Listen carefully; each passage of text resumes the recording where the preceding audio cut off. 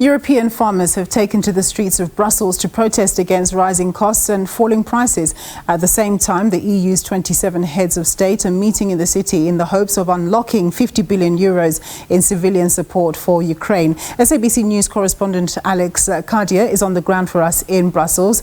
A very good afternoon to you, Alex. So European farmers are clearly expressing their anger.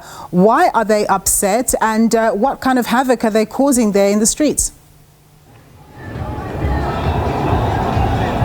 Well, as you can see behind me, they've lit a couple of bonfires, and we may be caught in the smoke of one of those bonfires in the next few moments. You can hear the fireworks, you can hear the music. Just a few seconds ago, excuse me, a young man behind me setting off fireworks as well. So really making that anger heard, making their views put forward. They are complaining, or at least protesting, against higher production costs and lower prices for their produce across the European Union. They are frustrated, many saying that their financial situation is just not going to be viable in a matter of months, and that they want European officials, the European Parliament, that building behind me, to hear their voices and to help financially, certainly, as much as they can, these farmers who are really struggling. That is the view they're putting forward. A few moments ago behind me, against the European Parliament, some farmers threw eggs at the building, threw rocks at the building.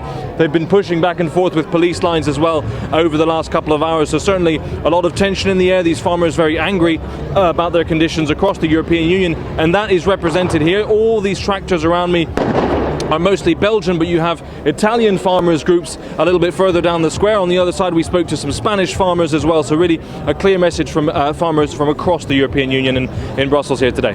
Alex, what sort of support do the farmers actually want? Because as far as I understand, European farmers are one of the most subsidized farmers in the world. Yeah, you're absolutely right. About 20% of the European Union's entire budget goes towards direct subsidies to European farmers. So you may ask the question, why are they here and what are they so angry about? Well, actually, if you speak to a lot of the farmers here, they run small family farms in Belgium, small family farms who don't get the majority of that funding. That majority of that EU funding goes towards bigger agricultural conglomerates, and that is one of the real profound frustrations that the farmers here have. They say, look, we're not getting as much support as we need. They also say very clearly that some of the new environmental laws being brought in by the European Union are cumbersome, are burdensome, are too bureaucratic, and is making their life very, very difficult indeed. So it's true to say that these are some of the most subsidized farmers in the world. That is a point that has been made here and has been made by some of the European parliamentarians we've seen speaking to the farmers, but the farmers themselves just say those subsidies are still not enough. And this very important EU meeting that's taking place, do you think it's going to be addressing some of the issues that the farmers are raising, while at the same time looking to give, some 50 billion euros to Ukraine?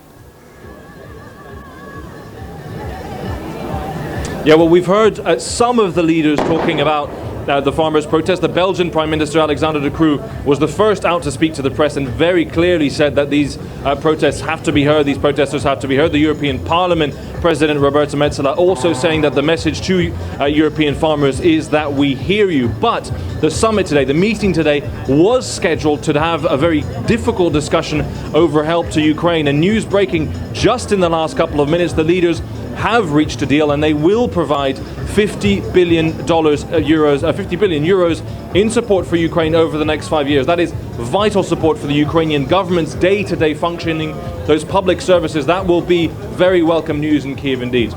Alex, thank you so much for that update. Alex Cadier there reporting for us in Brussels.